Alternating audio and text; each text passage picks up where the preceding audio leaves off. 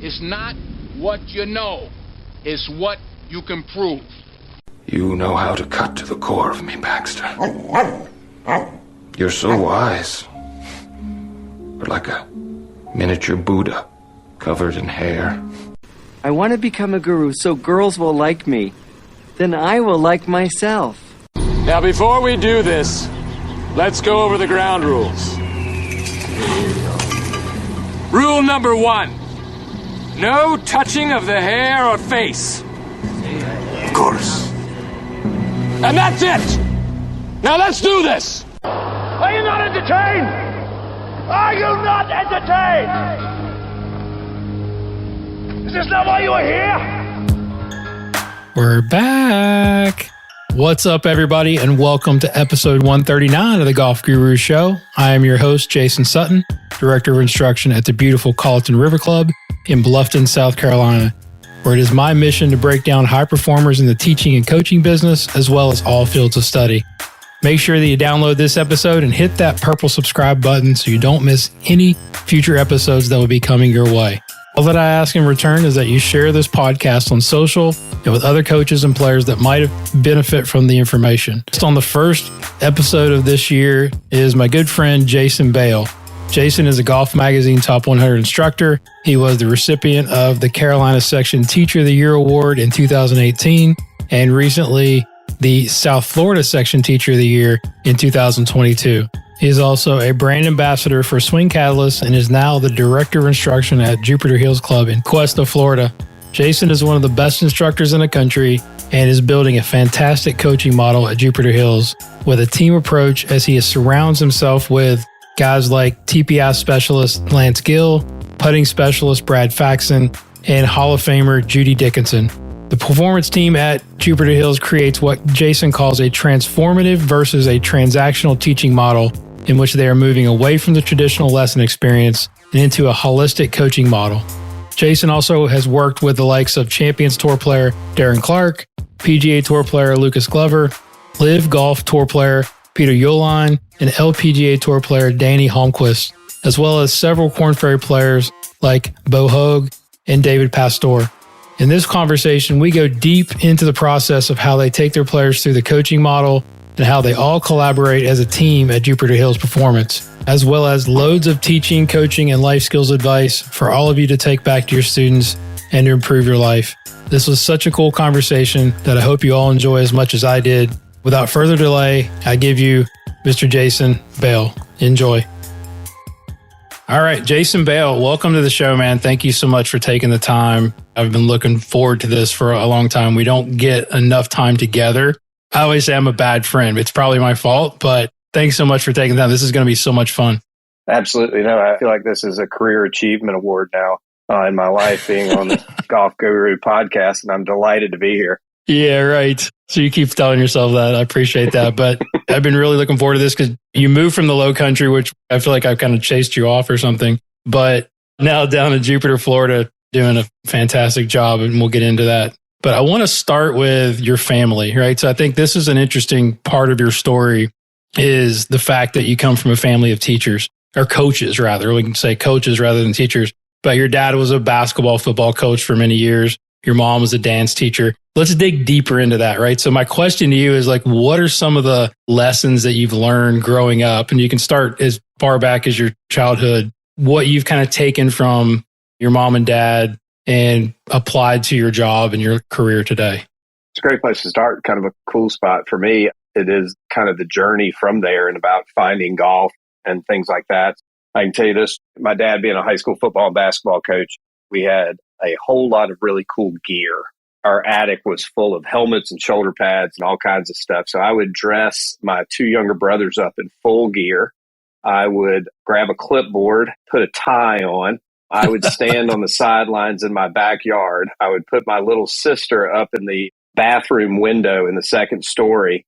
She would pretend she was calling plays down to me on the sideline for one-on-one football with my two younger brothers. So it was like, that's awesome. From a very early age, I was fortunate enough to play a bunch of sports and stuff, but I think deep down inside, I knew that I'd end up being a coach rather than a player. I was always kind of fine with that. Played a bunch of basketball growing up and got the opportunity to play it in college. And really, from the time I was 8 years old, I wanted to coach college basketball. It was my passion. I loved every moment of it. So I got to go to football practice with my dad when I was 8 years old and drink out of the water hose with the rest of the players and watch what went on. I went with him to line the fields when we used to take diesel fuel and line the practice field. Sweeping the gym floor was always something I kind of dug. So it's just being around a locker room, being around players, and just kind of learning what makes each player tick. And my dad, obviously a huge role model in my life because I just got to hang out in some really cool places and some really cool situations and be on the sidelines for lots of things. And then my mom, not a classically trained dance instructor, but was a stay-at-home mom. And when your dad's an English teacher and high school football and basketball coach, you kind of grow up with not a ton of extra money around the house. So my mom decided she was going to teach little girls to dance on the weekends and borrowed my dad's keys to the gym and taught girls on the weekend how to tap dance and ballet dance, which was really cool for me because I got to be like the escort during the dance recitals. And you're an 8, 9, 10-year-old kid, and there's a whole bunch of little dance girls. You get to escort. It was pretty good. Pretty good gig if you can get it. But my mom was just this incredible, can't tell her no type of person. She took this thing that was in a high school gym and turned it into 1,000-student dance company. And it's amazing. And then my sister ends up, she's the director of dance there now. And my 2 younger brothers are tennis pros. And so none of the Bales were destined to have real jobs is what I kind of use all the time. It's like we were always destined to do something a little bit on the edge of coaching and teaching. And we really enjoyed it. So how did your mom learn to teach dance? She was sort of learning by the seat of her pants, right? Like kind of how we probably learned how to teach golf early in the days. Obviously, it wasn't on YouTube or TikTok. Yeah. And how did she market it, by the way, right? Have that many students, master marketer, I guess, of that time. She was the master guerrilla marketer for sure. She took kids and created a safe, really cool environment where there was some Christian values and some cool stuff in there that was just always a part of what she did. And she just never took no for an answer. I mean, she took a loan from my granddad, a small loan, and she was hell-bent on paying it back as fast as she could. And then she turned it into something way bigger than any of us other Bales have pulled off at this point. So very proud of her for that. That's awesome. I'm sure they're both proud of what you've accomplished. I'm trying to live up to what they taught me. And if I can get anywhere close, I think I'll be okay in this game. Absolutely. I think you're doing okay. So let's dig into your current job now at Jupiter. And I really admire what you're doing because it is kind of working against the old paradigm, as I would call it, right? As far as what we call the team coaching model. If you had to have the ultimate tour player experience, right? You'd have yourself as a swing coach and you'd have a putting coach, and then you'd have a mental coach, and then you've got your TPI and PT guy. Talk a little bit about how that started and how it began. And then I've got a lot of questions about how things are working and whatnot. Well, it starts with me sitting there in the Low Country and loving every moment of being there. I mean, the Bluffton Hilton Head area is a very special place for those people who haven't been there. And I know you're experiencing and loving that right now with your family. So we were very happy there. I knew after 7 years at Belfair, after being at Sea Island for 4 years, that there was kind of coming a time in my career where I was going to have to do something different. Couldn't say I was looking forward to it because I really enjoyed where we were. And I turned a couple of things down, and lo and behold, I was really excited that it did because the Jupiter Hills situation came about. I was called and asked if I was interested in being in the mix at least, and talked to my wife about it. It's a famous story there where I'm telling her about this really cool place because I'd been to Jupiter Hills years ago, knew how great of a place it was and the history of it. And so I'm telling her all about this. We're sitting there. We're still at Belfair. Lo and behold, we end up getting the job. And I told her not to let me get involved unless she was fully engaged in this. So she said she was. And so we're sitting there after I get offered the job in Bluffton on our back porch, having a glass of wine or something. And I said, hey, babe, I just really want to tell you how thankful I am that you kind of stuck beside me with this and you understood what it would take for us to get this job and this and that. And she said, well, Jason, she said, you told me it was a really great place. And it was a really awesome club. And there'd be a whole bunch of really, really good golf instructors and coaches trying to get it. And she said, to be honest, I just didn't think you'd get it. So I said, well, the joke's on you now. you're moving to Jupiter. At least he was honest. Absolutely. Still trying to sell my family that I'm pretty good at what I do. But I went into the Jupiter Hills situation. It's always great to go into a job interview when you have a job you love, like I did at Belfair, and you don't have to have it. And so I just kind of dreamed up my dream job, and I sold them my dream job. And I tell that to a lot of young coaches that are going after it. It's like Jupiter Hills is an awesome place and people would love to be there. But if it's not your dream job, if you can't create it, if you can't sell them on that, then you're going to be doing their dream job and not yours. And it doesn't matter what the name on the gate is, you may not be happy there. And so I just sold him my dream job. One of the things was I really wanted to build the best team in private club golf instruction. I had no idea at that moment that it would be Lance Gill and Brad Faxon. And we had a wonderful club fitter in Neil Mark. And I inherited Judy Dickinson, who is a LPGA Hall of Famer.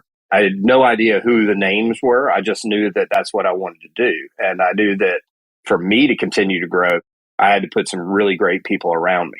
And if I put some really great people around me, I'd go to work every day excited about what we could do together. We're in an egotistical business. It is what it is. But I think anytime you can surround yourself with people who, I don't have 8 PGA Tour wins. I'm only 8 behind Brad Faxon. Tell him that all the time, but I don't have 8. I haven't been there. I haven't played in 2 Ryder Cups, so it's being around that. And I haven't traveled the world like Lance Gill and taught seminars all over the world. So anytime I can put some people around me who I think are going to make me better, and then in turn, I get to share some stuff with, it's really cool. So the move to Jupiter and the ability to create your own dream job, which is not without its challenges, is still a cool thing to do. That's actually leads into my next question is that sounds really good. I try to do that in basically one of my goals in the last probably 5 to 6 years was trying to transform myself into a better coach, right? As opposed to just a teacher. Absolutely. That's kind of what you're talking about. But a lot of times that is a difficult sell because that golf lesson looks a lot different than the standard golf lesson that we grew up with. Doesn't maybe involve as much technique. There's a lot of things. I'm a big Carl Morris fan, right? I don't know if you pay attention to what that guy's doing. Performance coaching is unbelievable, right?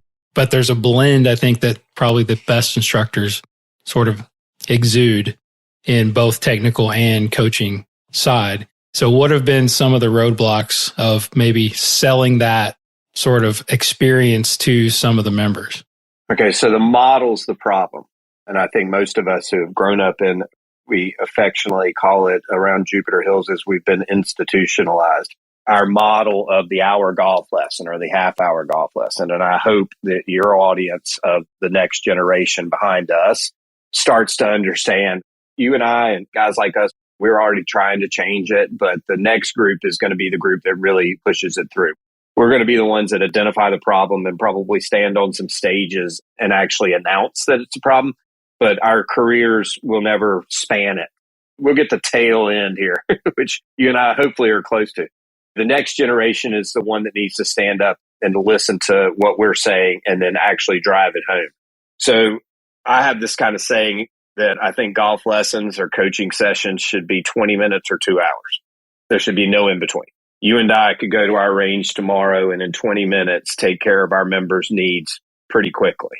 It'd probably be 10 and we'd be chit-chatting about the Super Bowl the rest of the time. And letting them take these bite-sized portions of what to change and what the reason to change it would be. And if they came to you, if you saw Mr. Johnson on Tuesday morning at 9, from 9 to 9:20, saw him again on Thursday morning from 9 to 9:20, and then played a hole with him on Saturday morning from 9 to 9:20, like he's getting better every time you're with him. And he's never been overwhelmed. He's never had this thought in his mind that I'm going to get worse before I get better. It's just a completely different. We call it transactional versus transformational. That 20 minutes is a transformational time that we get to spend with that member. It's not a transactional situation. You've got these other players who are, I used to use this pyramid. If you drew a pyramid on a piece of paper, and most of us that teach at clubs, the bottom or the base of that pyramid is the majority of your members, okay? And if on the 2 sides of that pyramid going up, you drew 2 arrows going up, and one of them was commitment level and one of them was planning level. So the bottom of that pyramid is low plan, low commitment levels of getting better. And that's okay. That's the majority of the members at Colleton River or Belfair or Jupiter Hills. It doesn't matter where it is. Doesn't matter how much it costs to join your club. That's just what it is. Then you got that middle tier. They'll come to some clinics. They're not playing with Tommy Armour 845s anymore. They do have decent grooves on their sand wedge. They will re-grip a club. That's the middle. They've got a little bit better commitment level. They've watched too many TikTok videos or YouTubes of people who've never seen them swing. But they will get a new driver or club fitting. And then you got the top of that pyramid. And none of this ever has anything to do with gender, and it never has anything to do with handicap level. It's just how committed are you to performing better at this game? And then can the coaching staff or the people around you match a planning level to that allows that to happen? And I think that's always the key. And I think that's what we're striving to do. It's what you do every day at Colleton is you're trying to create programming for every level of that pyramid. I'm trying to create programming for every level of that pyramid. And I'm trying to move them all up one step. That's a good point is, I guess, recognizing who that player is, because everybody can't buy into this. Come in, I want to know your process, right? But everybody is not going to buy into like, oh, I got to lay on the table and stretch for 20 minutes before you like give me some information. Dig a little deeper into like that player. Obviously, the selling point, some of the language that you use to explain, I guess, to a player of like what's going to happen. That's the interview process, as we all know. But for you, you've got to take it to another level. Like, okay, I got your guy right here that's going to take care of your physical limitations. I got a guy over here that's going to do something different. Paint the picture of just your average member, and then we can go to tour players and competitive players of like, what's the process look like when somebody comes in?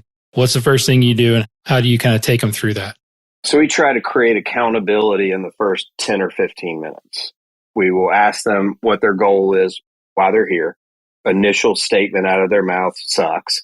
I just want to be more consistent. I'm losing distance. Yeah, we never hear that. So consistency, the word consistent is banned from the Performance Center at Jupiter Hills. You cannot say that. Love it. Thank you. You can say more predictable. I'd like a more predictable ball flight, that kind of thing, but you cannot say consistent. We try to get them to announce the goal as fast as we can get them. Hey, I want to be more consistent. Okay, that's not good enough. Tell me what more consistent means. And the next question is, I just want to hit my irons better. What's hitting your irons better mean? You try to get them to drill down. I want to compress the golf ball. All right, we hit something. I want to compress the golf ball. So we write it down on the whiteboard as soon as they say it. And then we point back to it. Is this what you want? Yes. So in today's time, you want to compress the golf ball. Yes. Okay, good. Now we're off and running. And they're held accountable to it. And as soon as you can buy in some accountability, it takes us off the hook a little bit, right? We're on the hook immediately. As soon as they come in there, I'm going to see Jason Sutton. He's a top 100 teacher, and he's going to change my life. And you're on the hook, not the student. We try to get into that. And then so what we would do in that normal situation is we have kind of 4 headings that we go through. This is why we're able to be on the Jupiter Performance team. We're able to be interchangeable. And we want that for our membership. We don't want members to take golf lessons from Jason or Lance or Judy or Brad or Ben. We want them to take them from the team so that no member ever feels weird if they took a full swing lesson from me and then took a short game lesson from Judy. Or they came to me on Wednesday, but I was busy on Thursday and Judy checked on it. We just want it to be about our team. And it's been a huge part of like how we've grown lesson revenue. We're up 137% from the day I walked in the door across the board.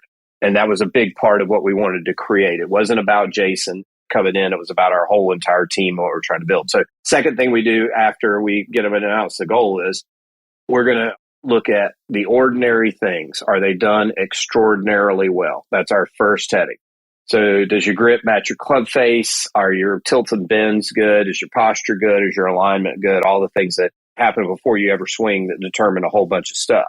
Invariably, it doesn't matter if it's a tour player or a 22 handicap. We're going to find something in those ordinary things that isn't done extraordinarily well. And then we're going to challenge that. Let me stop you there. We'll table those at those different areas because we want to dig deeper into your preferences of posture, your preferences of grip or whatever. What does that mean? You know what I'm saying? Like that's a pretty broad statement based on what, right? So we'll talk about that in a little bit. My other question is, When a member comes in for a first lesson, is everybody there? Like, is Lance there with you? Is Judy there? Everybody's like there ready to like pounce on them? You know, not that, but just like be available, or is it like a process? I look at your videos on Instagram, like next thing you know, Lance is working with a guy on a table. It's like right there in the bay. How does that work? I'm just thinking logistically, and how much time is the lesson? Like it has to be a lot longer. Like you're not giving a 30-minute lesson and working on a guy on the table. So one of the things you'll see on Instagram is Lance doing a deeper dive assessment on a certain part of what we're looking at. So let's just say that we've determined that in our third heading that the body's got to rotate and posture better. We go, ordinary things done extraordinarily well. Does the club swing on plane? Does the body rotate and posture? And are we coaching you to score? There's another one to table on plane. As we geek it up, we'll talk about that in a minute. I'm just saying, file that away. We can have all kinds of discussion when it's on, but we all know when it's off. That's how I kind of go with it. So continue. I'm sorry. So, for instance, Lance may not be there in the beginning of this lesson with Mr. Johnson, who's an hour lesson. Okay. I'm smart enough, at least I think I am at this point, to know when I see something that I can't solve with my bag of tools. I'm afraid the player's going to get hurt doing what they're doing or has already been hurt and I need to protect the situation.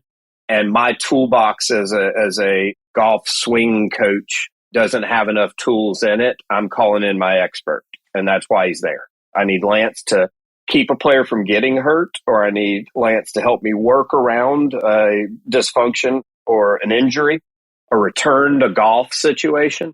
And so I tiptoe right up to the line, which TPI has taught us to do, is I know about where I need to stop. I'm not a health expert. I'm not a fitness coach.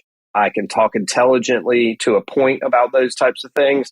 But once I get to where the end of my toolbox is, I call in my expert. Yeah. We're both TPI guys, right? Are you doing some initial screens with them and like going, all right, there's a problem, and you're getting on the bat phone and going, Lance, I need you to get in here? Or is it kind of like another, hey, like at the end of the session, this is our goal. We're trying to create more pelvis rotation or whatever. On your second lesson, let me make sure that Lance is here. Is that kind of how it works? Or it can work that way. Or if I know because it's a member that I've got an issue, we don't let a non-member come into Jupiter Hills without it being a 2-hour in-service first lesson. You're getting both of us.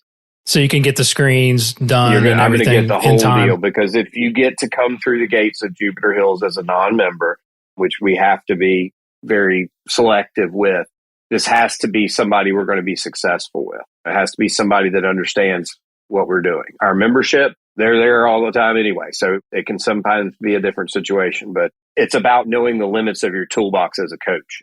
And we all have our limits in certain areas. Right. So take us through the rest of the process, right? It's like when you're working still with a member player, this can kind of lead us into programming a little bit, right? Like what kind of programs do you do, or what do you offer to the membership? This is obviously for the coaches out there, and I want to piggyback on that as well.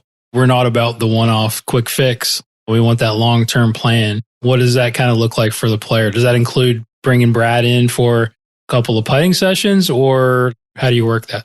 I think a lot of that comes in the initial interview. What are our goals? What are we really trying to accomplish? You've got a 10 handicap member who says, I want to be a 5.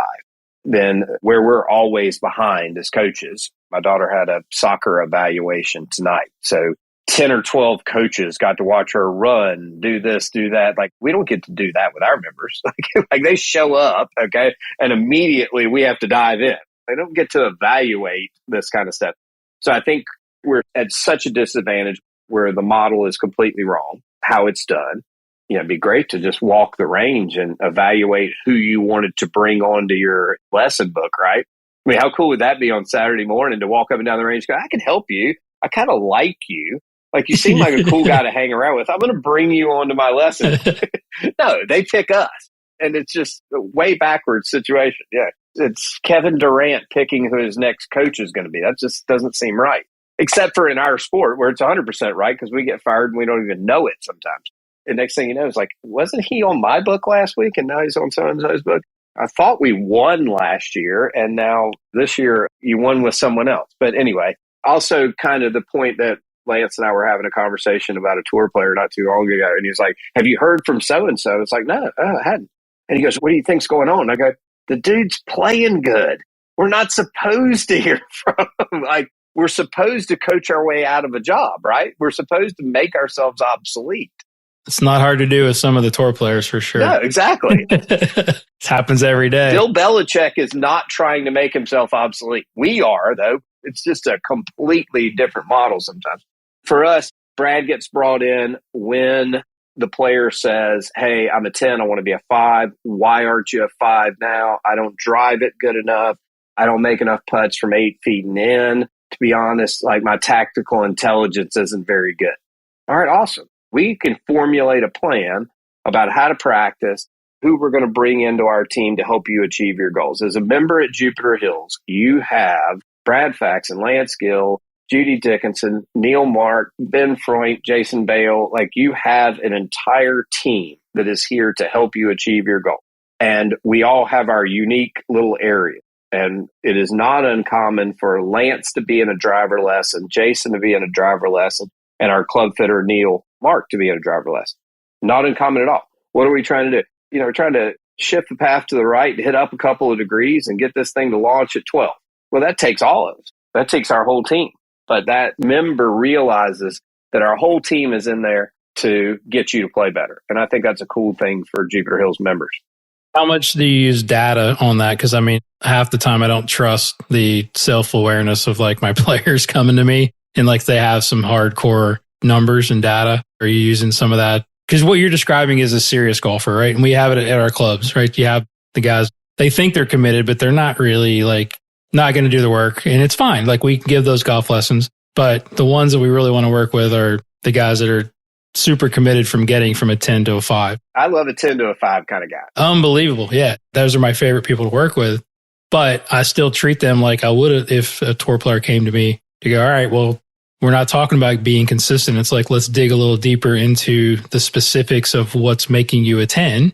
That requires some evaluation. I don't trust their round by round. They stink at that.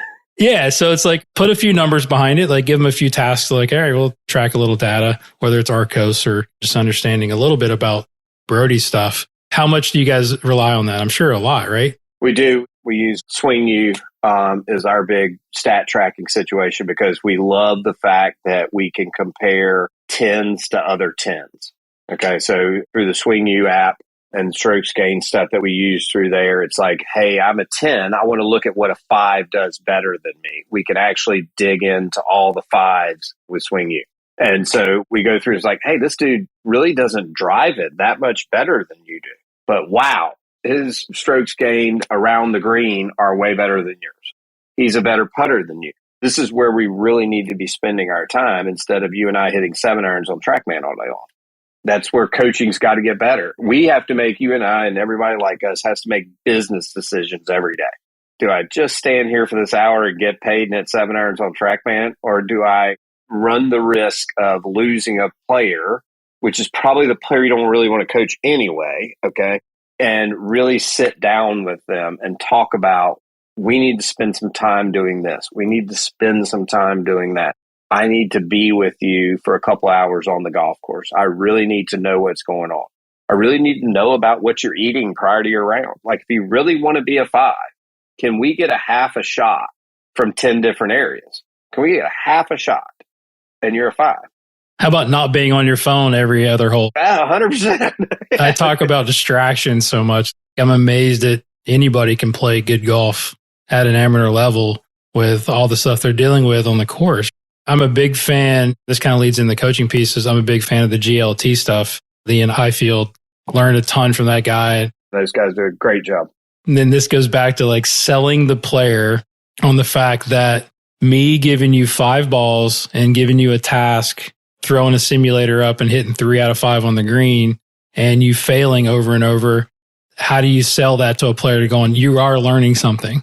It's not always about technique. There's times where, okay, well, let's go back and let's work on your technique. How do we figure out how to get it from technique to play or performance? That's the middle of the road part that we're dealing with and what you're trying to push at Jupiter. How do you do that? Like, give me some ideas of maybe what a coaching session would look like as opposed to a teaching or a technical session. Going back to the kind of the initial talking point is it's like how much as good coaches, they're listening to this podcast, can we actually glean, from 5 minutes worth of talking with them about their golf IQ? It's not going to take long. Like these people, if you're a member of Jupiter Hills or College and River or most of the people, like you're uber smart, you're uber gifted, you are a success. As soon as they put a golf club in their hand, they go brain dead. It's like, I used to tell a guy who I loved at Belfair, I was like, if you worked for you as a golfer, you'd fire yourself. Okay. Like you would 100% not let you work at your company if you answered the questions I'm asking. Like no chance. So really smart, successful people go brain dead, get the dumbass real quick when they put a golf club in their hand. And you just have to challenge them. Like they challenged the people that worked for them, or they would have never been a member at College and River or Jupiter Hills. How many times are like, are you going to say something? How many times you get that? I just want to be more consistent. Yeah. Eventually, yeah, I'm going to tell you something.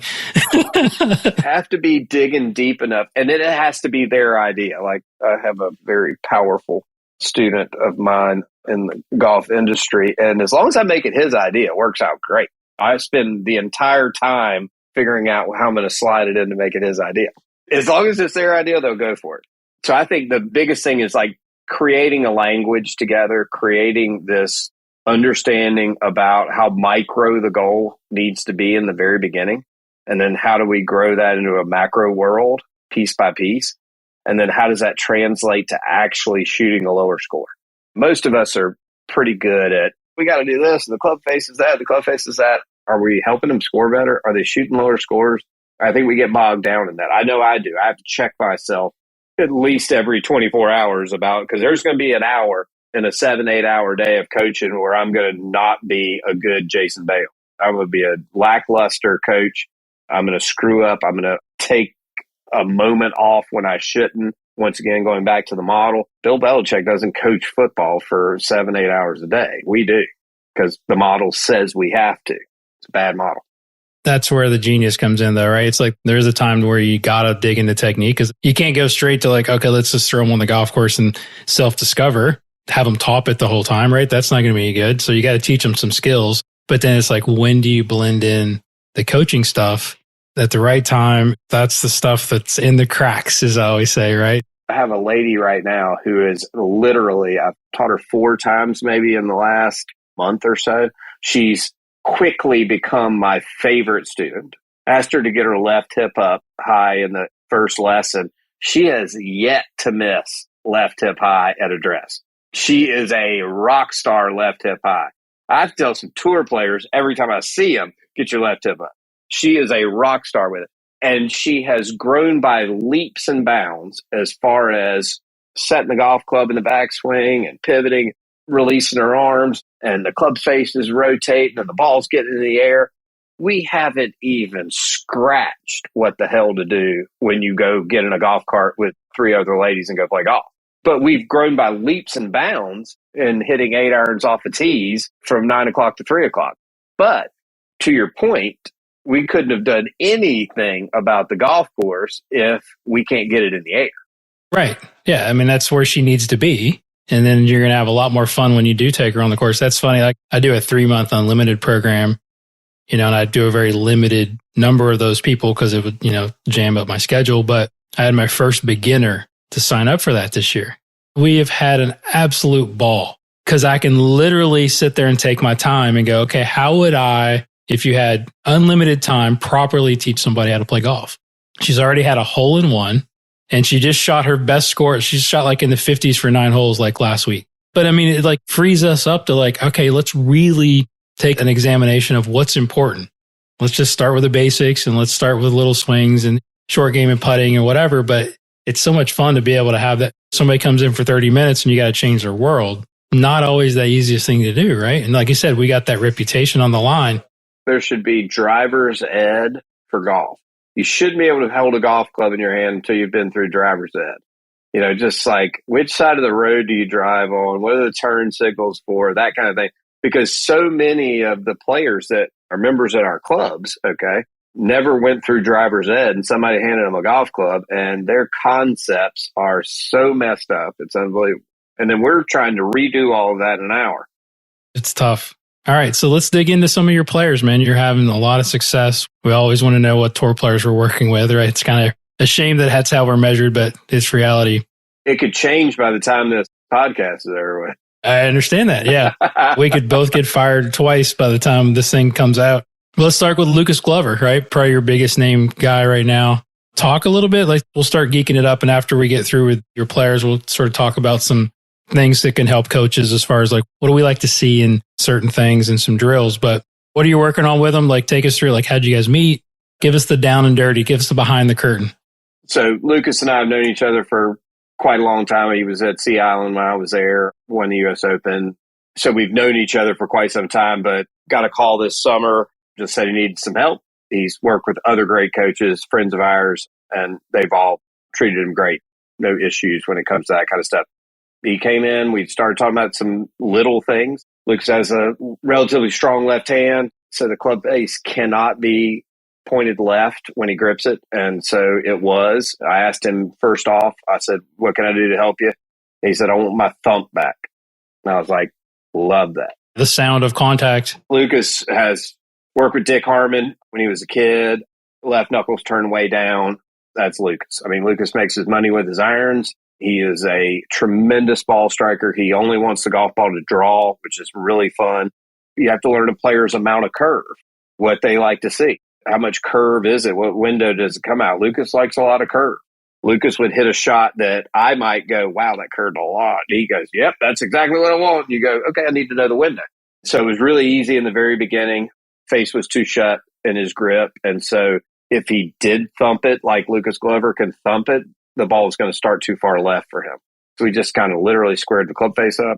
Lucas has some fingerprints in his golf swing that are some cool stuff that going into working with better players, things that you want to make sure you're careful with tugging on the wrong string.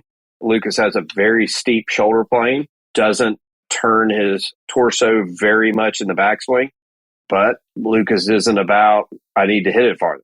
He's very middle of the road on the tour in distance, but has never once said, I want the ball to go farther. He calls himself sneaky short.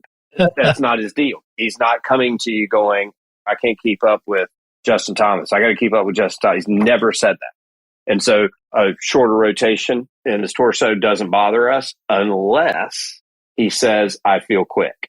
If he feels quick, that's kind of our signature that you're not rotating enough in the backswing. He would feel it in the downswing if he got quick. So real easy stuff that we work on. We actually created a play card with Tommy as caddy, who used to caddy for Fax. So we have a little play card. It's kind of our Andy Reid play calling sheet. If the ball starts too far right, here's the 3 plays we might call. If the ball's over curving, here's the 3 plays we might call. The strike is thin, here's the 3 plays we might call. I feel like I'm hitting behind it a little bit. Here's the 3 plays we call. So we just literally have this little play sheet that we kind of work from. That's kind of how we just operate. I don't need to teach Lucas Glover how to swing the freaking golf club. He can swing the golf club.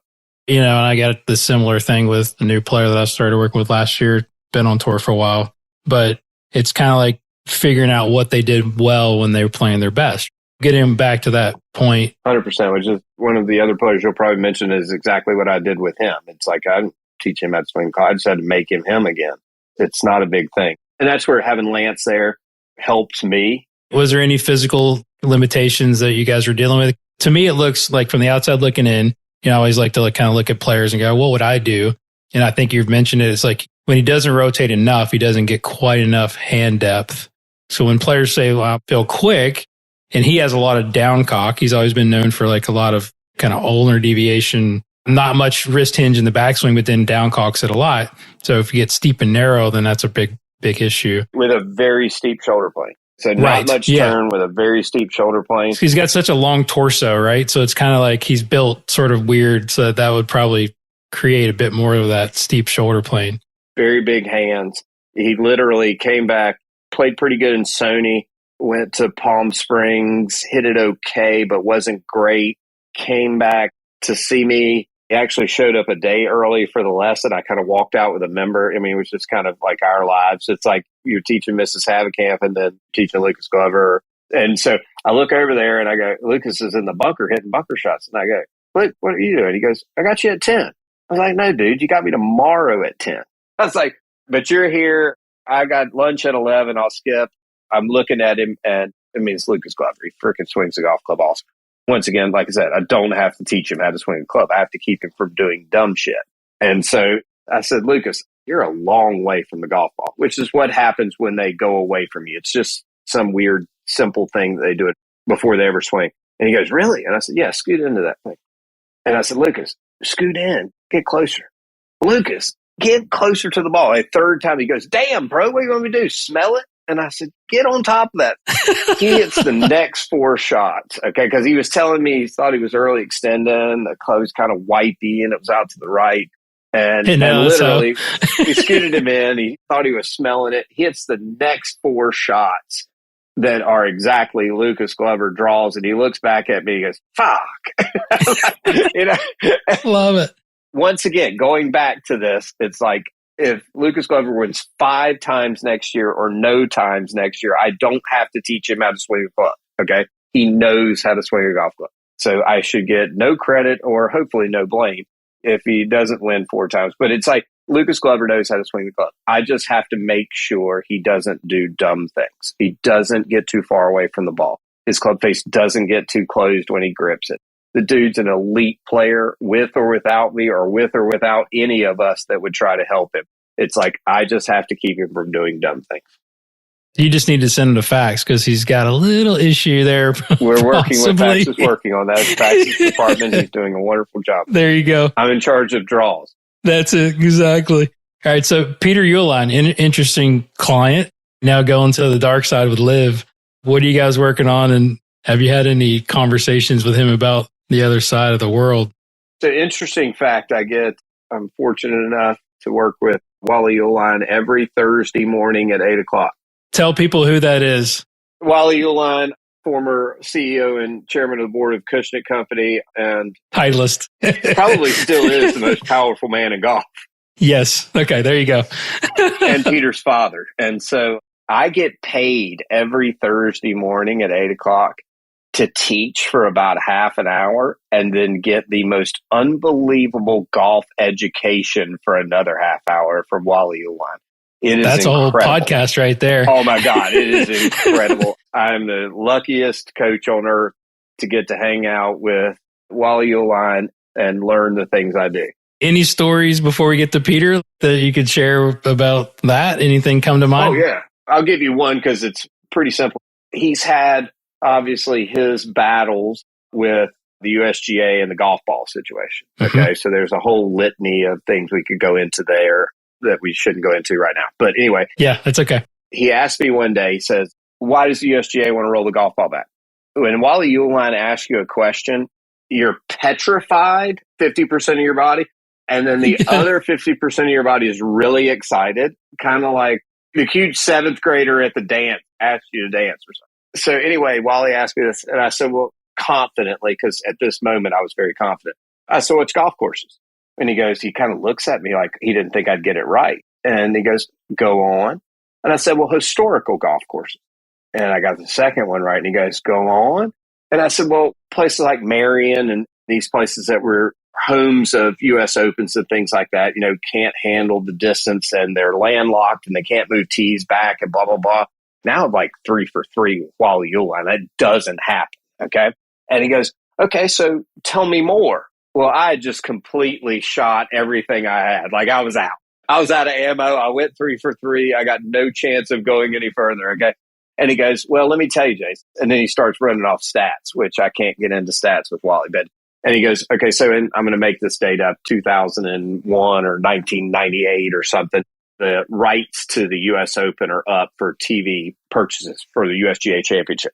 And NBC decides they're going to bid on it, and they bid a bunch of money. They end up getting it. And then what they end up doing is, because they have to now pay for that, okay, they now have to have Saturday and Sunday rounds for the weekend of the U.S. Open start at like 10 o'clock in the morning.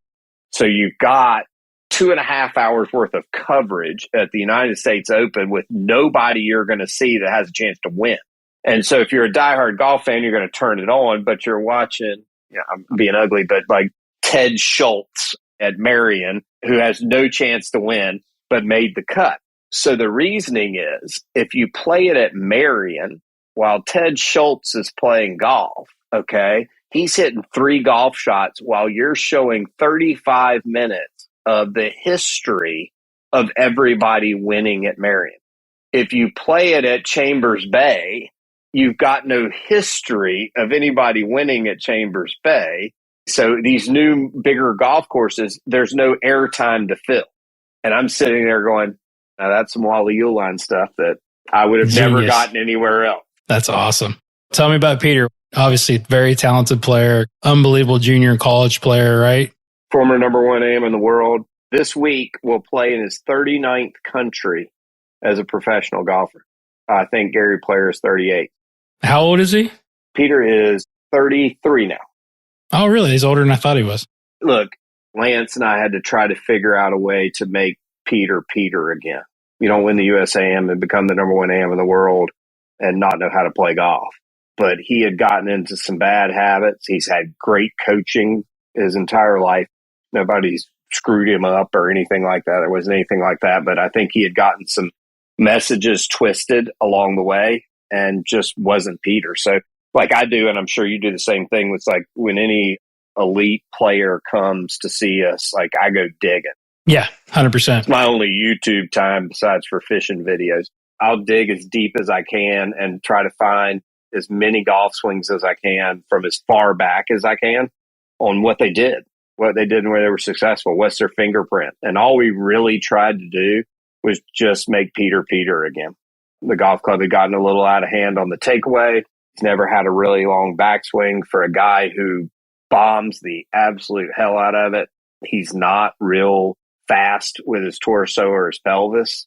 The clubhead speed's there, but there's not a lot of supporting data with the way the body works, which made him a really long and very crooked driver of the golf ball. And so he works with David Donatucci.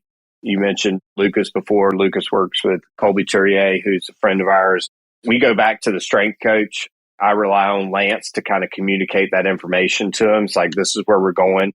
Danny Holmquist on the LPGA Tour works with David Donatucci. So we're in contact with their strength and conditioning coaches because we need them to support what we're trying to do in the golf swing. We make a blueprint out for those coaches and we say, hey, this is where we're going and this is what we need your help with. And that's where we kind of tie it back into a member. Is it's like a member who's never been to the gym at Colleton River. How do you get that member in the gym?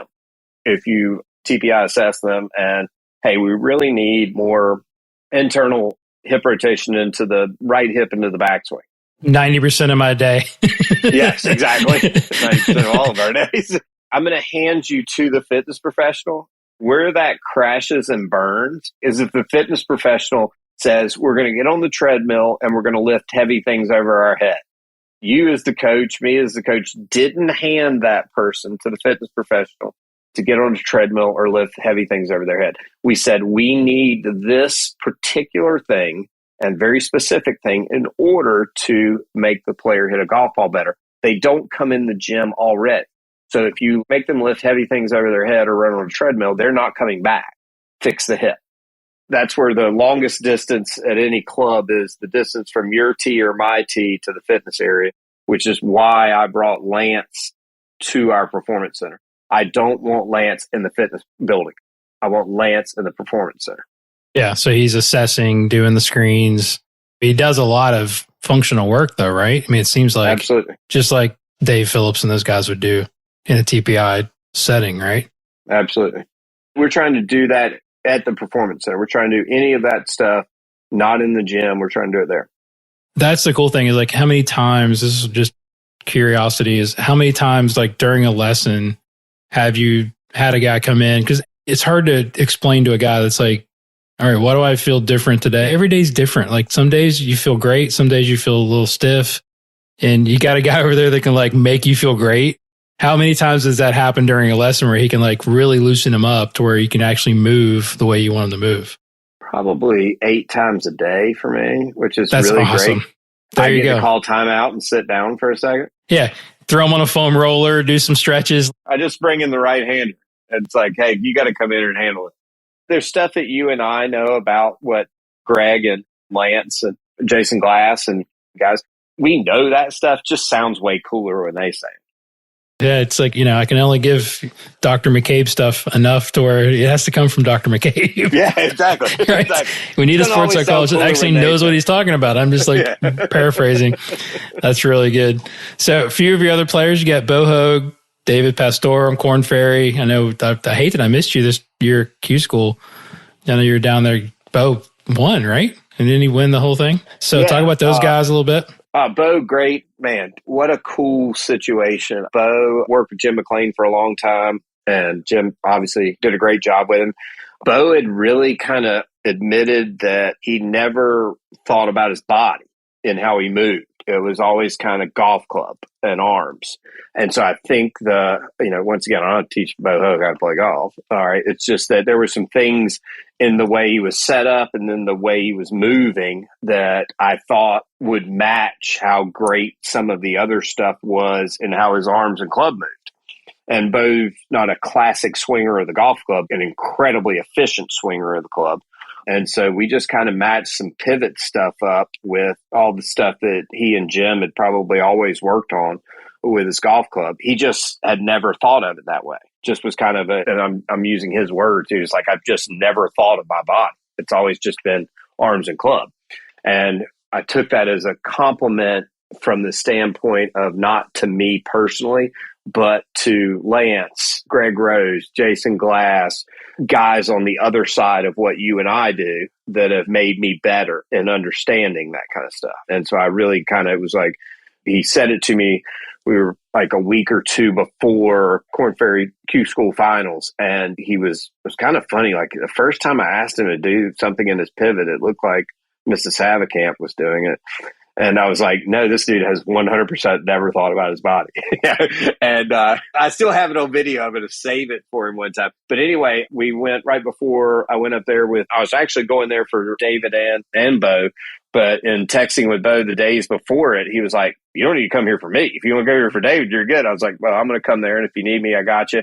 And so I walked with David for 18 holes in the morning. Then we met Bo for lunch. And Bo was like, hey, can you just come watch me hit a couple? I think I'm good. And we adjusted one little thing. It was minuscule. And I mean, he was on a flat line with his irons and driver. And he smoked it that week. He just went out there and did his thing. It was very cool to watch because it was maturation of just some stuff. And then I got a text from him today about, we need to get back together. It's like, it's there on the range. It's not or not on the golf course right now. We just need to touch base again. And it is. It's like, I mean, you know this. I mean, they can play golf. They can all play golf. No, I think we're more as, the Como kind of coined the phrase consultant, right? When he was with Tiger. I feel like I'm more of a consultant with most of my tour players because, yeah, like I said, I'm not teaching them how to play. I'm just basically making sure they don't go down the wrong path. 100%. Bullshit that they don't need to do. They're as bad as anybody with that kind of stuff. They see somebody 100%. Down the range with a different training aid, or this guy does this, or like Peter always wants to right bend like Joaquin Neiman. And I'm like, yeah, that's great. That's kind of not you at 210 and built like a brick shit house. That's just kind of not you. It's fine if you pretend that's you, but that's not really you. Love it. And then you got a new girl, right? Danny Holmquist. Is that her name? Yeah, Danny's awesome. LPGA Tour player. She looks really good. She's awesome. She's had her LPGA card for several years, had an injury, got actually thrown out of a golf cart at a tour event and had a back injury, really struggled through that. Lance has done a remarkable job with David Donatucci and just really kind of getting her healthy again. And then from her health and being stronger, she's a workaholic in the gym. You can't ask her to do anything more than what she does. She has that little bit of a stereotypical European, I'll just outball hit you kind of thing and a practice deal, which I hate. We have to kind of talk them out of that. Most tour players just think, if I have 5,000 balls, I'll be better. No, you'll be hurt and probably not own your golf swing because you'll be thinking about it, because you can't think about it for 5,000 balls.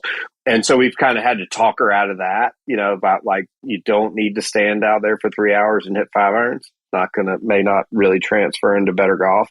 And she's really improved around the greens. I work with her on her putting, and she's getting better and better there. So I'm really excited for her because it's like a whole new lease for her, going through having success, finishing top 5 in a British Open championship, being on tour, and then all of a sudden losing it all to an injury and having to battle your way back. So proud of her. Absolutely so proud of her. And had a great amateur career. She's from Sweden and played at Cal, but super, super lady, and very proud of her for how she did not like golf. When we got her a year and a half or so ago, she did not like golf, and she actually loves golf again. And I think that's, like, if she ever wins another tour event, like, if she just loves golf, I think we probably succeeded, right? We've all been there, right? We've all coached players that are really good, but when you lose at your game, when golf is hard, as we say, there's no worse place to be. So super cool. So let's transform into some technology, right? So, talk to the audience a little bit about what you're using for, I know you're using TrackMan for radar. What are you using for 3D? Like, anything that is helping your coaching, at this point, what are you putting your players through? Our main 3 things are TrackMan for ball club data. We use K-Motion for 3D stuff right now, and SwingCat for ground force reaction, things like that. So I always get asked a question from younger coaches. It's like, if you could, and I don't mean this disparagingly against any of these 3 companies, but they were like, as a coach, if you had to start getting rid of things, what would be the thing you would get rid of first? Like, you could only have 2, and then you can only have 1.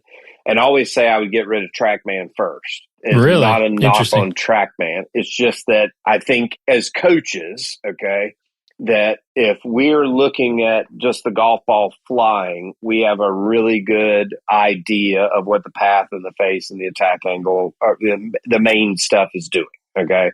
We probably don't need to dive that deep in with a player. That doesn't mean I don't like TrackMan. It doesn't mean I don't think it's important. It is. But if you just took my main 3 and said, what would you get rid of first? It would probably be TrackMan or a launch monitor of any kind. Okay. And then second would be SwingCat, just because I've been with SwingCat since the very beginning. I've seen hundreds and hundreds of players swing on that plate. It's made me a better coach just by watching the plate, understanding how forces react, that kind of thing. So I could watch you on the grass and have a pretty damn good guess, and I'm sure you could too. And then third would be 3D of any kind. And the only thing that would be the last reason I got rid of is that Lance and I have been fooled in the past 12 months by 2D so badly on a couple of things that we found out in 3D. Had it happened to me today with a mini tour player, where you would have 100%, I don't know, there's 2 coaches in the country that would have picked out the kid was in reverse spine, okay, in 2D, and he was in 3D by 10 degrees. That's the only reason I say that's last, is that there are certain things that 2D is just lying its ass off to you about that 3D is not. And I had given the kid a lesson a month or so ago, did not use 3D, had a backup in his trace, works with another coach we know. I was just consulting on it for him. And the other coach is a great coach, love him to death, like would send any of my students to him, but never mentioned this to him. In my first lesson with him, consulting session, I didn't mention it to him. And it wasn't till today when I put him on 3D that I found out he was 10 degrees reverse spine. Absolutely. I could have taught him for the next year and a half and never would have seen it. Elvis was sliding more than you thought, or more than it looked on? It was a lot of arch. On video, or what? He was, thoracic spine was about 97 degrees turned to the right with some arch in his back. and he was 10.7 degrees reverse spine. And so everybody that, even me and the other coach, who, once again, awesome, freaking wonderful coach, okay, wanted him to turn left more, wanted him to get more open. And the fact that the trace worked backwards through the hit was just him replacing the reverse spine on the way down. And he was never going to get open enough. Right hip went out, no tilt to the pelvis. Left shots are his kind of bugaboo. Starts left, curves left. And it was just, once again, like, until like I even went back and clicked through it and had Lance come in and he was like, nope, fooled us again. And we've been fooled about 3 or 4 times by 2D that we thought was not reversed when it was. And it was quite a bit reversed. So what do you like to see? Because again, we all have preferences, right? I mean, whether as coaches say it or not, we know what we kind of like to see. So I think the question's twofold. It's like, what don't you like to see? Obviously, you don't like to see reverse spine angle. And then what would be your like ideal pivot for most folks? Or like, we could say whatever, a good player or not, but just some of the tendencies that you see. And obviously you're catching him a little bit on K-Vest, but how would you respond to that? I guess there's some of it that's personal preference, like all of us who play this game. Like, we play this game, but we're not as good as we wished we were. That's why we coach, kind of thing. So, like, my personal tilts are not steep enough to the ball. So I'm always kind of like, a preference of mine is, I'd rather get them too steep tilted than too shallow tilted, pelvis and torso, which is why I love Lucas's golf swing, because I could never do it. It's like, I can't tilt my shoulders like that. So I like shallow clubs and steep bodies. Scott Hamilton taught me that a long time ago. I didn't look at it that way until I kind of, Scott and I talked about some stuff, and I kind of go, well, I knew I liked that, but I didn't know why I liked that, which is kind of, I think, how some of us go in the beginning when we're talented coaches, but we're not smart coaches. Like, we're talented because we can get away with some stuff. We've got a couple of things in our toolbox that work most of the time, but we don't really know why they work, And I like steep tilts. I'm different, I think, than a lot of guys. John Tattersall is a really good friend of mine. I've known him forever. I was a cart boy. I was a cart boy in his cart barn at Landfall, and so I've known him since I was a cart boy. And we went through this whole thing where he was just banging on me about not getting too flexed at the top of the backswing, and I'm kind of like that too, because I can't play from there personally. I personally can't play if my left wrist is too flat, because I can't rotate fast enough through it to not have the ball go left. So I'm very conscious of that with members, of getting guys too much that way, because if the face is too strong or too shut in that situation, most of the people that we teach can't rotate fast enough to maintain that. So kind of one of my preferences with members, where I think I would probably be against the norm of, standing on a PGA Tour range type of thing. I like things more open than shut, I guess. How do you teach them how to square it up then? Depends. I kind of try to match that up with what I find in 3D. Okay. So if I find in 3D that you have enough rotation in your body to maintain that, then I'll get the club face stronger at the top. If I find out that you don't have that, then I'm going to understand I'm probably not going to speed your body up that much, okay? And I'm going to start changing that with wrist angles on the way down. That's kind of what I was getting at, is like, how do you teach somebody, because this is what I'm dealing with every day, where do you close the face, right? Some I'll close it at the top, some I'll teach them how to close it coming down. Like, what are some ideas, or how do you use, like, what terminology and what language do you use to give that to the student? Like, how do you square it up? I'm always curious do you get them to throw the right hand at it, or do you get them to use the left hand? Like, what do you like? Because I know what I like. I'm a big fan of, I put pieces of tape on the toe and the heel, okay? And then sometimes I'll put pieces of tape on the toe and the heel. So I'll put a green on the toe and a red on the heel. And then I'll put a white on the top edge and a yellow on the bottom edge, okay? And we literally look at the tape together, and we kind of talk about green over red, so toe past the heel. And then we talk about yellow over white, top edge over bottom edge. Okay. And then they look at it, they move it in different directions. We're just kind of learning where the tape is. And then I'll have them take it to the top. And I'll say, okay, can you take yellow over or white over yellow and green square to red? And we just kind of literally work on how it comes down based on the pieces of tape. And so they understand pointing the toe to the left, all right, versus pointing the top edge over the bottom edge. Am I asking you to close the face or am I asking you to de-loft the face? That's been my trick of like, we're actually strengthening the face. We're not closing it. So if you take somebody down, you ask them to close their eyes and you turn their wrist angle stronger and the top goes over the bottom and you say, what's the face look like right now with their eyes closed? They go, oh my God, this is going to go left, you know? And then they look at it as it comes to the impact and it's freaking slightly open and just very strong. So for the listeners, you're flexing your lead wrist, correct? Just to make sure they know like what you're doing. So let me just make sure this is clear. Are you talking about squaring it like this? Well, that would be that is a way. Yes, absolutely. And or are we talking about squaring it like this? And depending on a grip style, yes, absolutely a way to do it. So I'm describing a flip or like a lead wrist extending super early as opposed to like a forearm rotation or a lead wrist rotation into the ball. Absolutely. And that's where like the tape kind of helps them. So you get the de-lofting in, you also get the closing, which I think is where I'm going. And I had a lady today, one of the ladies we're talking about earlier, that's one of my favorite students right now because I haven't had to tell her to get her left hip high in a lesson since the first time I told her to do it. She just has a green piece of tape on the toe of her pitching wedge and a red piece on the heel. And all she's worrying about, which is what all she needs to worry about, is making green pass red. Okay, because she's home plate impact, you know, or post impact and chicken winging, and there's been no rotation because the backswing was long and the face was open. And anyway, yeah, well, she's got to be moving the path across the ball, right? I mean, like to get absolutely. that position. We're just getting the face to do this, and it's like if the ball goes right, I need to release more. If the ball goes left, I need to shift the path more.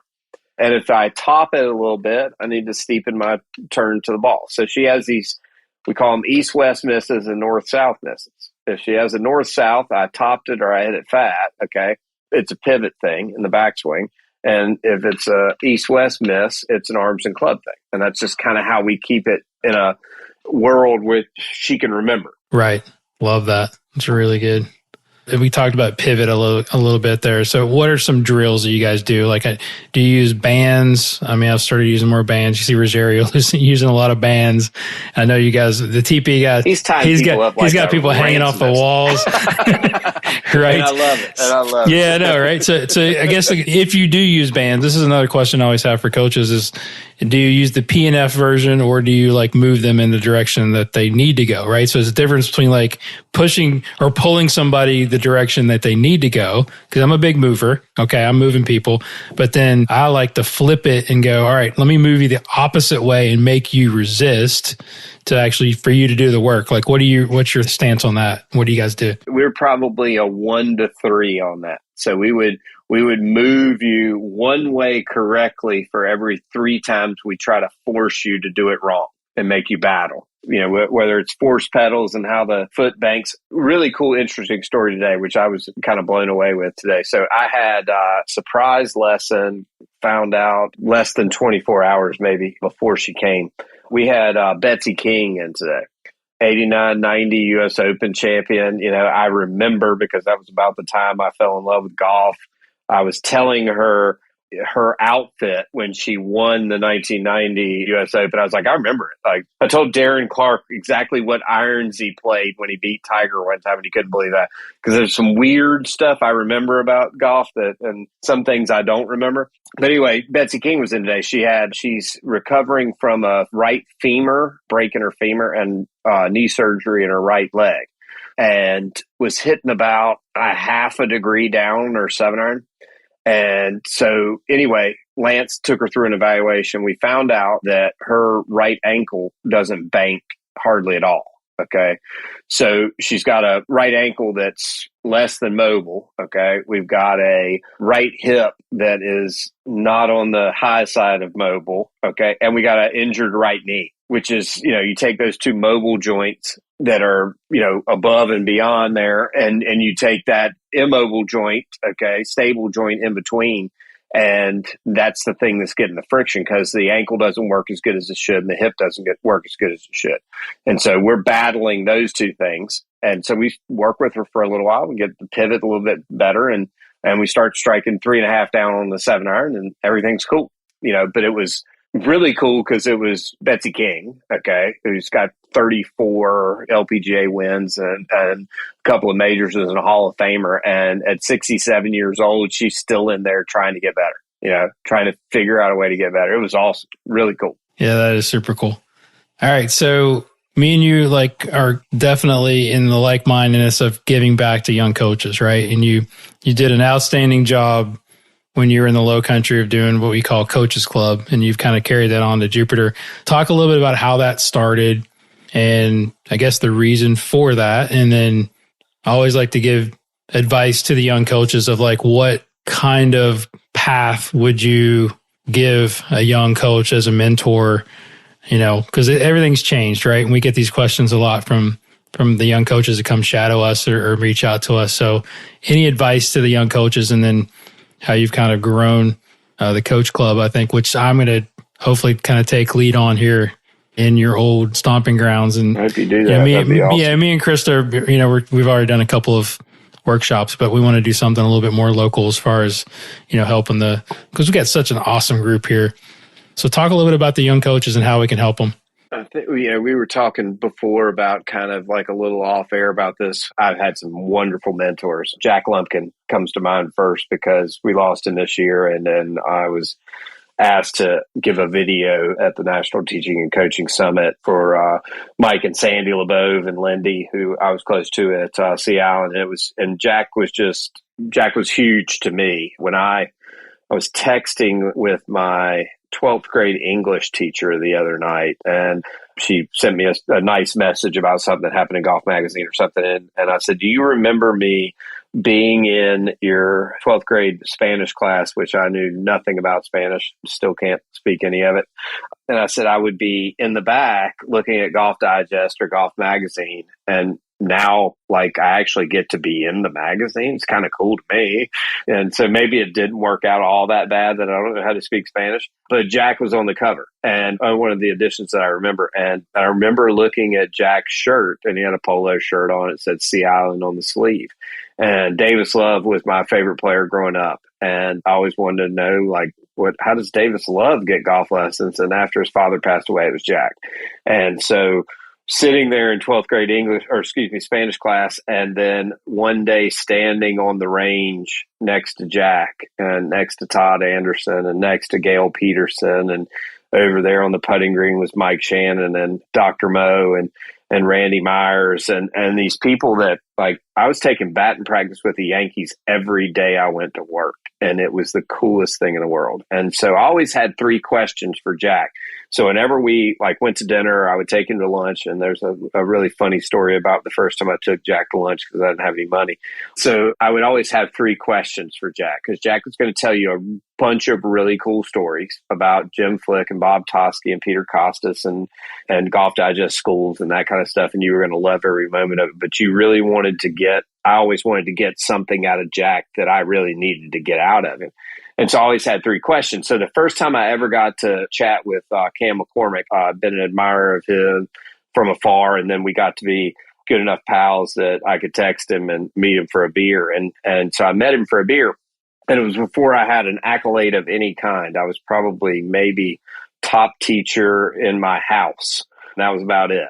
And maybe. So I went, maybe. I mean, it's not in my home, but it's in my house now, I understand. With no one else here. So I go have this beer with Cam, and I had kind of the same 3 questions. And one of the questions was, how important are awards and these accolades and type things?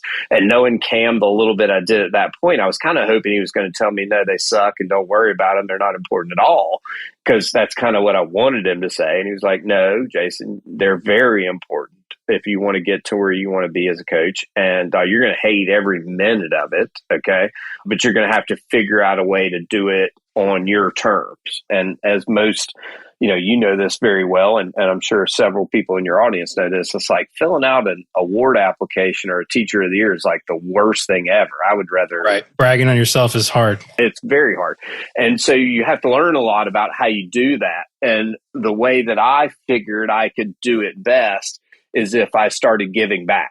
And I was like, if I found every way I could possibly do to give back to the next generation of coaches, mentoring, what we do at Congaree, first tee type stuff, PGM things, anything where you can, boys and girls clubs, anything where you can give back and share your passion and knowledge for the game with others, gives you something to write about.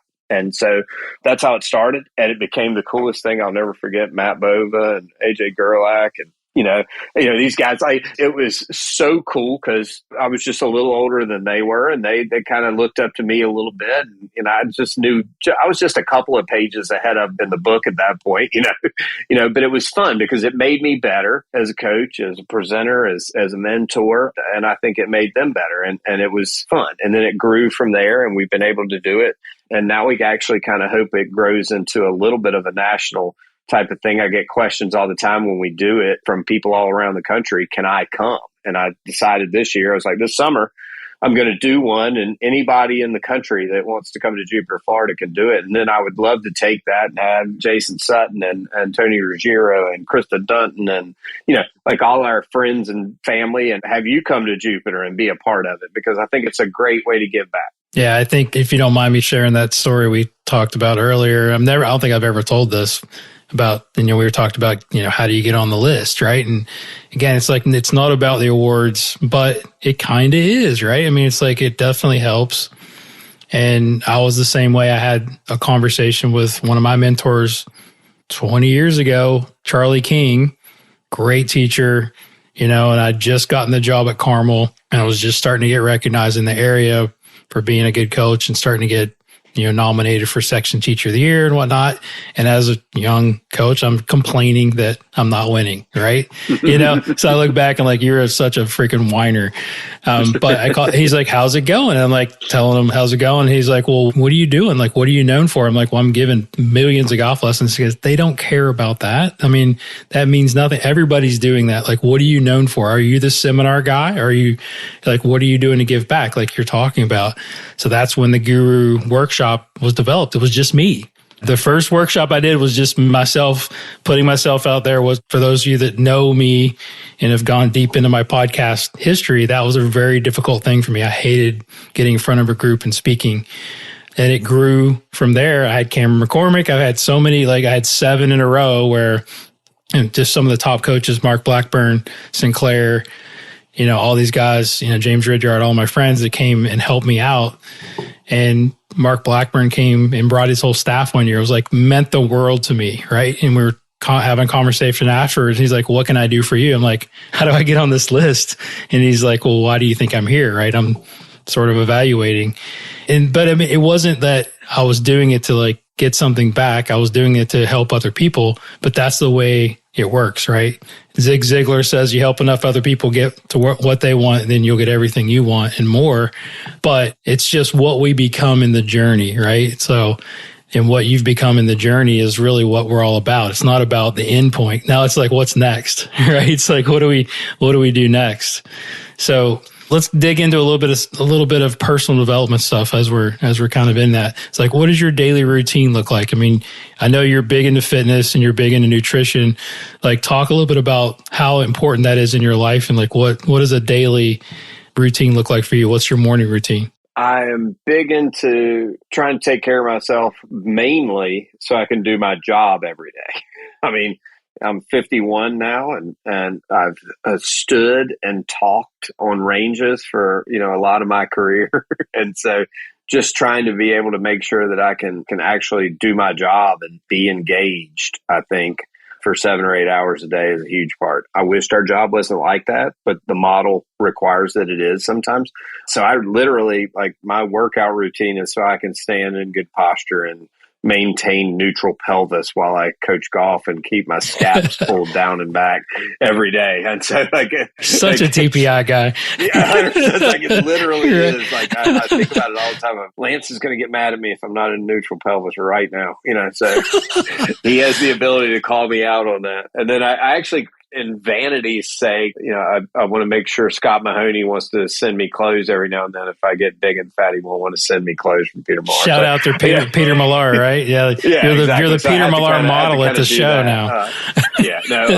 I get up in the morning. I Jason Glass with TPI. If any of you who are listening ever want to get a absolute education in your dream big, like where do you want to be? A mentoring program that is life altering. Jason Glass's mentor program, his book that just came out is huge. He taught me a bunch about kind of what my currency is. I had no earthly idea what my currency was. I guess I should have known it wasn't money or I wouldn't have been a golf pro. Well, explain that. Explain what that means. I think that's really brilliant. I went through a mentor program with Jason, and one of the things we discussed that he really helped me on, going back to the morning routine, was that because we give so much of ourselves each and every day on the tee, right?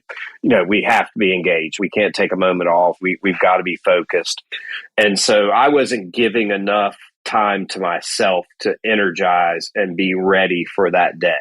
And so I wasn't spending enough quality time with me. We have our families. I love being with my family, but like being engaged with my family, being engaged with my students, I wasn't taking care of me. And so we found some strategies where there's some time that I have to carve out just for me, collect my thoughts. There's no phone. There's no emails being returned. There's no text. There's no me looking at swing videos. There's just this time where I energize. And I found that my time was on the paddleboard or when I was walking in the morning. So it's like I need the paddleboard time or I need the walking time. It's a necessity every day to be clear and concise to be able to coach. When does that happen? Like what is that? Happens about 5 or 5:30, Oh, wow. Okay. Yeah. Early riser. Which in South Florida is pretty easy because most of the time it's about 65 degrees right there. So it's like it's easy deal to do. So I love walking in the dark. I'm not a huge paddleboarder in the dark because there are things that will bite you. But like I still love that in the summer, go walking in the winter. And it's just really just my time. It's not workout time. It's just kind of like get yourself right time. You got a big day today. You got to be Jason Baile all day long. Okay. And your form of meditation, right? Kind of like, yeah, love it. Yeah. And so I very rarely listen to music during that time. I might listen to a podcast of some sort that's really uplifting. I might listen to, something about my faith or something like that, but it's not a pump on time where it's like I'm listening to Olivia Newton-John and got my wrist weights on. So then the other part was the currency part of it. And I had no earthly idea about myself until we went through this process. And so you can get paid in a lot of different currencies. Obviously, money is one of those. Well, I didn't grow up with money. I grew up in a very modest middle class household. And I thought if I made, the $42,000 a year that my dad probably made, that I lived an awesome life on that. So I probably figured I'd be fine. And so that was never a big deal. And then I found out that, you can be paid in money, you can be paid in time, you can be paid in security.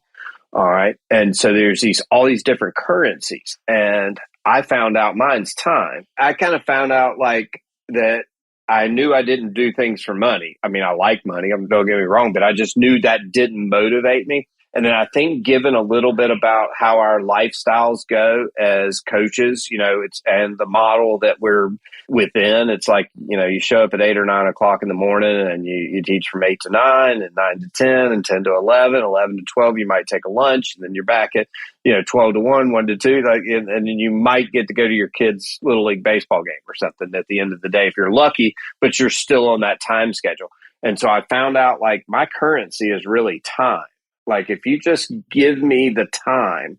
And then another one of my currencies is my secondary currency would probably be the fact that, Jason Sutton wants me to come on his podcast. It's like that your peers think you're pretty good at what you do, And so if you've got peer respect, that's probably my second. And I kind of, just the fact that, going back to the top 100 type stuff, it's like James Siekman was a big mentor of mine.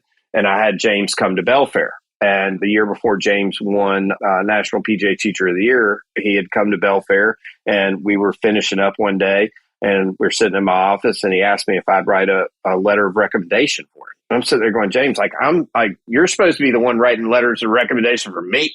Okay. You're James Siekman. I'm down here, And so I did, just, talking about what he had meant to me and how much he had taught me. And he wins, probably solely because of my letter. I'm positive it was only because of my letter. We didn't have anything to do with James is awesome or how many Teacher of the Year awards he's won in Nebraska. But anyway, so he wins. And, and it was one of those moments where it's just like, James Siekman just asked me to write something for him, and cool moment. Absolutely cool moment. And then years later, he ends up, nominating me for top 100 and you end up there. And it's like, you love those types of things. So the peer recognition or the peer acceptance was number 2. Number 3 was security. Okay. Cause I don't really care how much money I make, just as long as there's gas in the boat. Okay. And then 4th is money, actual money. And so I think recognizing what your currency is and then building your dream job or building your career based off of how you want to be paid was something I wished that I knew years and years ago, because I probably would have made some better career choices. Yeah, I think if I had to give advice, nowadays for young coaches, it's you can't reach your goals without your health, right? So it's keeping yourself fit, keeping yourself, the energy up is so critical. Now that we're in our 50s, it's it is even more difficult but even more important. But I mean, I wish I would have started before I was 30, before I started running and working out and putting that as a priority, because nothing else matters after that. You can't reach your goals. You can't get out of bed. No, 100%. So what has been a failure or a roadblock in your life that's set you up for later success? Is there a story that you could share? I'd probably say that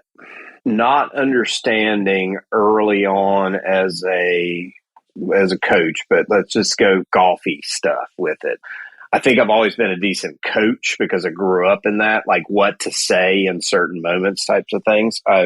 There's no lonelier place on earth than your guy can't find the range 12 minutes before he tees off in a PGA Tour event. That's a really scary place, but I'm much better at that than I ever thought I would be. So from a coaching standpoint, but I think not understanding how the ordinary things, what we call the ordinary things done extraordinarily well, how impactful they are on the geometry of the swing. And I think if I'd have known that way earlier on, I would have given much better golf lessons. I would have become busier, faster. I would have become a better coach to my players earlier on than I was. We do a really good job. We're very focused because we've seen how important and impactful it is that when we tilt you differently, when we align things differently, how important that is to the geometry of delivery of a club and how much we can get out of a ladies clinic with a lady that's swinging 6 left and 6 down, and we tilt her differently. And we gain half of that minimum back, and we haven't told her how to swing it differently at all, And so I think if I had to do it over again, as a young coach, and what I would tell young coaches is how important the ordinary things are to kind of growing. And I know I've given some really bad golf lessons in my past for not knowing that. We all have, for sure. So expand a little bit on the back end of, giving back to young coaches is what advice would you give young coaches nowadays? Would there be certain certifications? What do you think they need to know? And then how would you guide them, or what would be the blueprint going forward for them to get better? I know that in my own personal journey that I became a better coach because of TPI. Just because most of us that grew up like you and I grew up, it's very golf club centric. It's that type of thing. And just understanding how the body worked and understanding how it affected the club. That's where Lance and I we've had the most fun together, is that he's so body guy. He's like, oh, the body does everything. The body does, and he'll tell you that, and I'm club guy. Okay. And then when he's gone through some situations where he goes, holy shit, I have no idea how that just happened when you changed the club face. Okay. And then obviously I've had times when I go, holy shit, I don't know how you just made that happen when you did the body differently.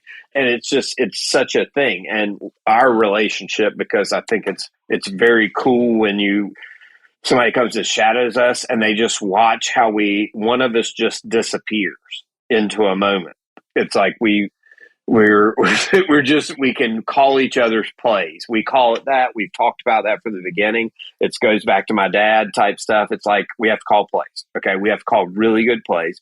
We do not need first downs on every plays. Okay. We need 3 yards. Okay. Can we get 3 yards? Okay. And at some point, we're going to call this play. And at some point, we're going to call that play. And he and I have worked really hard to look at each other and make a hand gesture, and somebody just appears on stage and the other person just ends up backstage and stays backstage until it's time to reappear.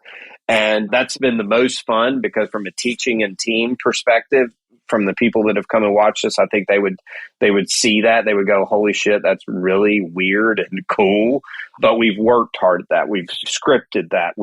He's taught me, I've taught him, and we know now how influential what Lance can do in a certain situation is, and he knows how influential what I can do in a certain situation is, and that we're never afraid to not be the star at that moment. Selfless, yeah, taking the ego out. Just get the hell out of the way, let LG do his thing, okay?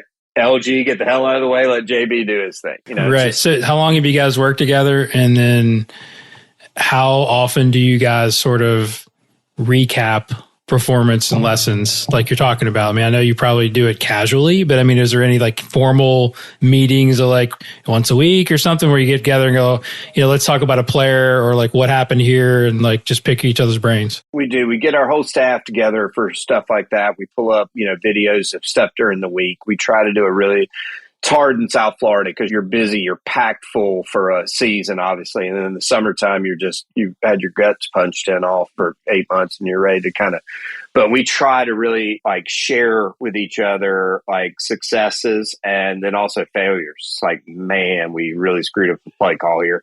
And because we all want to get better. That's when you learn the most, right? It's when you have those bad decisions and you're okay, let's... I've got Judy Dickinson, okay, who is married to Gardner Dickinson, who played the PGA Tour, and Judy is an LPGA Hall of Famer, okay? And she is about as great an awesome instructor as you could possibly be, okay? And she still comes to staff meetings with a notepad and a pencil. She's ready to write something down whenever we chat. And it's so cool. And I feel absolutely honored, okay, that she's bringing a pencil, because I'm probably going to do the most of the talking. All right. And then she actually writes something down. And I'm going, Judy, how the hell? Do you still write something down that I say? I should be writing stuff down that you say. But she's so great and so selfless from the standpoint of there are certain things I don't require her or any of my staff to take on certain things, how we check club faces or this or that. But I think through the grace of my mentors, through the grace of God, through the grace of being around awesome people, is that most of the stuff I say, you're probably not going to say is really weird. Okay. So it's not that it can't be questioned, because a lot of it's not scientifically proven, but you go, well, that makes sense. Okay. The way you just said that makes sense. And I think that's why I get buy-in from our staff. But once again, that's only because some really cool, awesome people before me framed that up so I could say that. I certainly didn't make up any of it. It only was framed by mentors that I learned from that allowed me to ask questions and get involved in certain things, so that when it did come time for me to be the one on stage, that I could say it. And even once again, if it's not scientifically proven, you go, well, that makes a hell of a lot of sense. So. Yeah, and how important it is to give credit to the people that come before us, right? Oh, gosh. I am absolutely nothing without them. Absolutely nothing without them. I'm always good to, do that. And you are as well. It's like we didn't make any of this stuff up, right? We formed our own opinions and earned our own style, but give credit to the people that have given you opportunities and have put their hands on us and spent time with us and mentored us. Because that's what it's all about. And us trying to give back is really the thing. Yeah, I had a kind of a cool story. My mentor, Dana Rader, just passed away, very suddenly and sadly. And she used to when I was working for her, she used to take me to the top 100 parties when we used to have parties back before me and you got on the list. We had some really cool parties and all the legends were there. So she knew my goals and she knew how important it was for me to get around these folks like Jim McClain and, Butch Harmon and Bob Tosky. And I'd always come loaded with questions if I ever got to talk to these people. And Martin Hall, which was one of my big mentors, and I admired him so much, I got his ear one time and I said, man, I love what you're doing. And I literally saw a VHS tape of him giving lessons, right? This is how long ago it was, making myself feel really old. And I went through this whole thing, big fanboy speech. And he looked at me and said, now it's your turn. Now it's your turn to pass it on. And I always remember that. So that's what we're here to do. And hopefully people are going to get a lot out of this. And I can't thank you enough for what you've shared with the audience tonight. And would love to do this again. We actually got to talk a lot more. That's my goal for this year, is to talk to my friends that I don't get to speak enough to because we're so busy. And you're definitely on that list. So thanks so much, my man. You got it. Well, I'm glad you mentioned Dana because I was so fortunate to spend some time with her when she worked with me at Belfair, and what a wonderful lady. And she's very missed in the golf business. And I know you're thankful you got to spend time with her, and I'm thankful as I did as well. And I am absolutely honored that you would invite me to be here with you, and think the world of you, and hope that we get to do this more often as well. Absolutely. So we got one more question you got to answer, and you probably know what's coming if you've listened to the show. So if you had a gigantic billboard and you had to put one message to get out to billions of people in the world, what would your billboard say and why? Do you do the ordinary things extraordinarily well? And do your habits match your goal? Love it. I knew that was coming, but you can't say that. You can't say that enough. I mean, it's such a wise quote in a way to go about your life. So tell the listeners how they can get a hold of you, follow you on Instagram, follow you on your socials, website, and how they can reach out to you at Jupiter. I stink at all those things above, and but everything that you can reach me at Jason Baile PGA, Instagram, Facebook, Twitter. I'm not real good at Twitter. So any of those types of things. You can also reach me at email address at Jupiter Hills. It's jbaile, Baile, at jupiterhillsclub.org. And we don't mind anybody shadowing us. Always welcome to have that. If you really want to be a really cool shadower, you bring some type of alcoholic beverage as a thing. So I had a Keelan come by today, brought a nice bottle of wine. That was huge. So he got the special treatment. But no, we love that. And we're always happy to share. And we're very, very lucky to have a great place like Jupiter Hills, who's very supportive of what we want to do from a dream big standpoint. Look up Jason Glass and his podcast and his Dream Big, because huge influence on my life. Awesome, my man. You're the best, and I appreciate your time and your insight. Talk to you soon. You got it, pal. Thanks so much.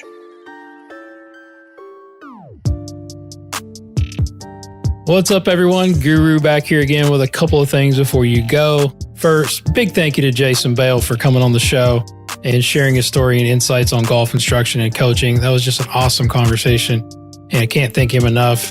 Please give him a follow on social and give him a social wave.